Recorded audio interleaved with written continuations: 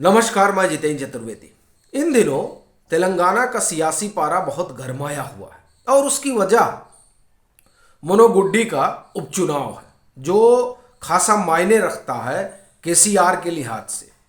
अगर बात आप भाजपा की करें तो भाजपा के लिए तेलंगाना में कुछ है नहीं गंवाने के लिहाज से। अगर देखें तो विधानसभा में उनको एक दो सीटें ही मिली थी और अगर इस चुनाव को केसीआर के लिहाज से देखें तो उनके लिए पूरा तेलंगाना है जिसे वो हासिल भी कर सकते हैं और गंवा भी सकते हैं। इसलिए केसीआर के नजरिए से अगर देखें तो ये जो उपचुनाव है ये उनके लिए जीवन मरण का सवाल है, क्योंकि यहां से जो माहौल बनेगा वो 2023 में होने वाले विधानसभा चुनाव को प्रभावित करेगा सीटों के लिहाज से। मैं ये नहीं कहने जा रहा हूं कि दरअसल ये उपचुनाव ये तय कर देगा कि 2023 में तेलंगाना में कौन शासन करेगा।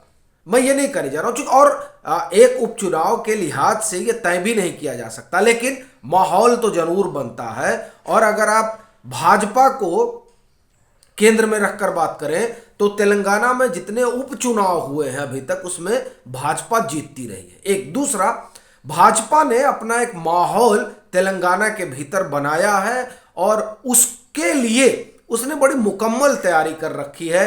फिर वो चाहे हैदराबाद में राष्ट्रीय कार्यकारिणी की बैठक हो या फिर तमाम इलाकों में इनकी जो प्रजा संग्राम यात्रा और फिर सोशल मीडिया के जरिए अपनी बातों को लोगों तक पहुंचाना और फिर यहाँ की जो बड़ी आबादी है ओबीसी उसमें पेनिट्रेशन करना, जनजातीय समाज को लेकर एक अलग तरह के कार्यक्रम चलाना, लोगों से इंटरैक्ट करना, उन तक केसीआर और सरकार से जुड़ी तमाम बातों को पहुंचाना और ये बताना कि किस तरीके से यहाँ पर एक अलग तरीके का माहौल है जो केसीआर की सरकार ने दिया है और जिसके कारण यहाँ के लोगों का जीना दूभर हो गया और खासतौर से भ्रष्टाचार। ये तमाम चीजें भाजपा उठा रही है बड़ी तेजी से, चूंकि भाजपा अपने लिए जमीन बनाने की कवायद कर रही है और कर्नाटक के बाद दक्षिण में वो तेलंगाना को अपने प्रवेश द्वार के रूप में देख रही है। तो ऐसी परिस्थिति में जाहिर तौर पर केसीआर के लिए समस्या बढ़ी हुई है। अब हो क्या रहा है कि इन तमाम चीजों को देखते हुए जिस तरह का सियासी घटनाक्रम चल रहा है तेलंगाना में, उस पर बात करने से पहले आपको एक किस्सा सुनाता हूं और इसका सीधा ताल्लुक जो है वो तेलंगाना से है और खास तौर से अगर बात करें तो ये जो उपचुनाव होने जा रहा है उससे माना जा रहा है कि वो सीधा जुड़ा हुआ है। लेकिन पहले वो किस्सा महाराष्ट्र में जो घटना हुई, और जब हम महाराष्ट्र की घटना की बात कर रहे हैं तो वहां जिस तरीके से सत्ता हस्तांतरण हुआ, महाविकास अघाड़ी की सरकार चली गई और भाजपा की सरकार बनती है एकनाथ शिंदे की अगुवाई में, तो उसके बाद से एक शब्द गढ़ा जाता है ऑपरेशन लोटस। हालांकि भाजपा ने ये पूरी आप ये कहिए कि सजगता से काम किया और ये ध्यान रखा कि इस तरह का आक्षेप न लगे खास तौर से महाराष्ट्र की सियासत में कि नहीं साहब इन्होंने कुर्सी के लिए उद्धव ठाकरे की सरकार को गिरा दिया, बल्कि नरेशन ये बना और बनाया गया, ये भाजपा की अपनी तैयारी भी रही कि एकनाथ शिंदे को मुख्यमंत्री बनाकर ये बात स्थापित की जाए कि साहब देखिए हमने सरकार में आने के लिए नहीं गिराई, हमने हिंदुत्व का परचम लहराने के लिए सरकार बनाई है। अब ये जो नैरेटिव उन्होंने गढ़ा, ये नैरेटिव कितना काम करेगा महाराष्ट्र की राजनीति में ये देखने वाली बात होगी। लेकिन इस जो महाराष्ट्र का घटनाक्रम रहा उससे एक चीज तो ये हो गई कि भाजपा जहां सरकार में नहीं है वहां सरकार बनाने के लिए इस तरह का तिकड़म करती है, ये एक धारणा बनने लगी। अब इसी दरमियान एक घटना बिहार में होती है और उस घटना के बाद यह कहा जाता है कि देखिए यहां ऑपरेशन लोटस फेल हो गया, और ये जो ऑपरेशन लोटस फेल हो गया इसके जरिए दो तरह की चीजें गढ़ने की संभावना हुई। एक तो सिंपैथी वोट की, देखिए हम कितना ठीक ठीक काम कर रहे हैं लेकिन भाजपा वाले काम नहीं करने देना चाह रहे हैं, ये अस्थिर करना चाहते हैं। और ये जो ऑपरेशन लोटस जब आप कहते हैं तो सीधे महाराष्ट्र याद आ जाता है। और दूसरा ये बताना कि देखिए अगर कोई भाजपा से लड़ सकता है तो वो हम हैं। ये दो तरह के नैरेटिव इस ऑपरेशन लोटस के जरिए कि ये फेल हो गया बताने का ये एक आप कह सकते हैं कि एक तरीका है कि देखिए साहब युद्ध तो हम ही कर सकते हैं इनसे, बाकी कोई ठहर नहीं सकता। और दरअसल ये जो संदेश देना है, इस संदेश के जरिए बड़ी चीज ये है कि उस वोटर को अपनी तरफ खींचना है जो ये चाहता है कि भाजपा की सरकार ना बने। एक बात। अब वहां से जब आप आएंगे दिल्ली, तो दिल्ली में भी यही कवायद हुई ऑपरेशन लोटस की। अब केसीआर और केजरीवाल, तो जब केजरीवाल ने किया तो उधर केसीआर ने भी यही दांव चला। और वहां पर खबर आती है कल कि साहब हमारे विधायकों को, 4 विधायकों को तोड़ने की कवायद हुई और उस कवायद में जो है पुलिस ने फिर पकड़ लिया जो लोग विधायकों को तोड़ना चाहते थे, रुपए देकर उनको खरीदना चाहते थे।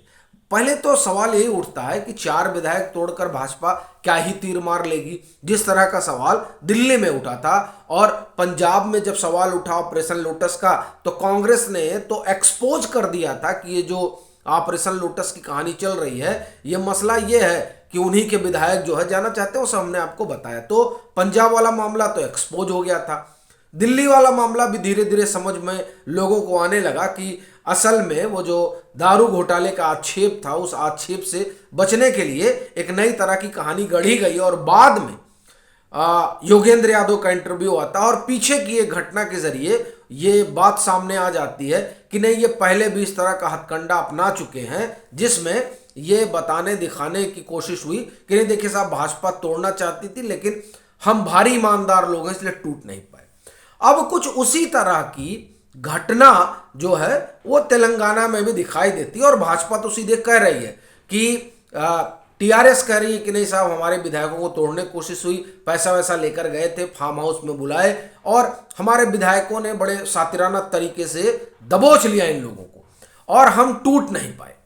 ये वो बताना चाहते हैं। लेकिन भाजपा क्या कर रही है? भाजपा कर रही है देखिए साहब फार्म हाउस आपका, विधायक आपके, पुलिस आपकी और आप कर रहे हैं तोड़ हम रहे हैं।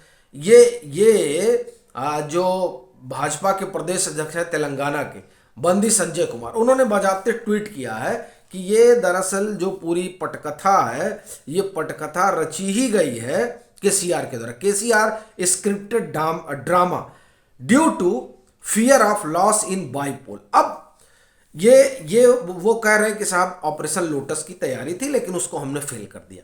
जैसा कि हमने आपको पीछे बताया कि इस तरह की कहानी जो बनाई जाती है या इस तरह का यह हम कहें कि एक जो सियासी दांव चला जाता है उसकी अपनी वजह होती है। और भाजपा कह रही कि नहीं ऐसा कोई लोटस नहीं था।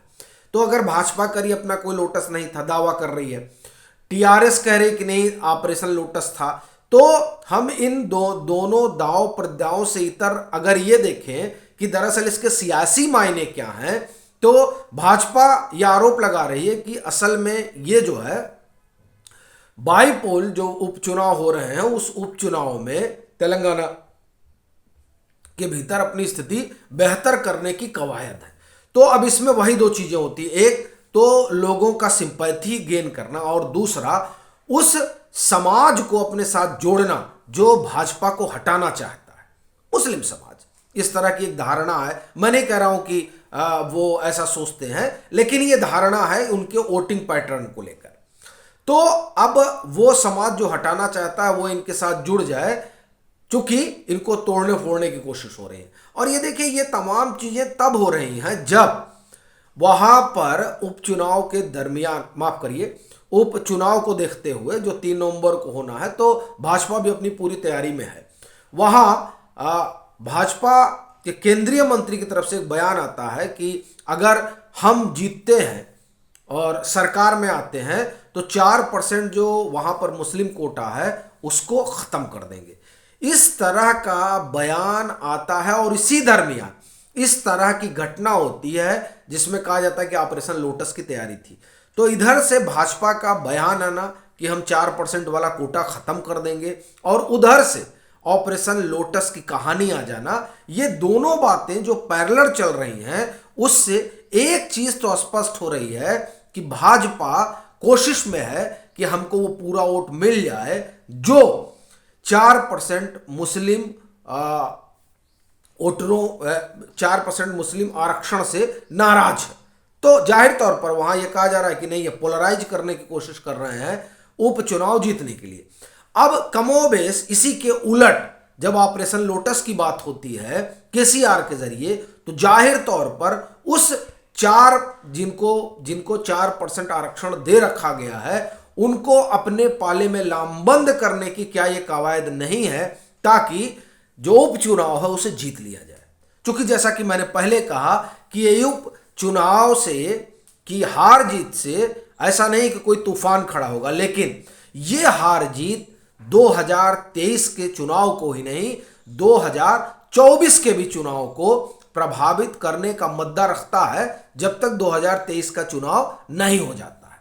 क्योंकि अभी से ये माहौल बनने लगा कि सर साहब बताइए, मनोगुड्डी वाला भी ये लोग हार गए, केसीआर, इसका मतलब ये हुआ कि भाजपा बड़ी तेजी से आगे बढ़ रही है। और वैसे भी जो सर्वे वगैरह हैं, पीछे हुआ था, हमने उसकी चर्चा भी की थी, उसमें भाजपा का वहां ग्रोथ दिखाई दे रहा है। अब ये देखिए, एक मसला है कि चुनाव जीतने के लिए संगठन भी जरूरी है, और भाजपा का वहां संगठन कैसा है ये बताने की जरूरत नहीं है। तो इसलिए क्या होगा 2023 के विधानसभा चुनाव में, ये एक अलग कहानी है।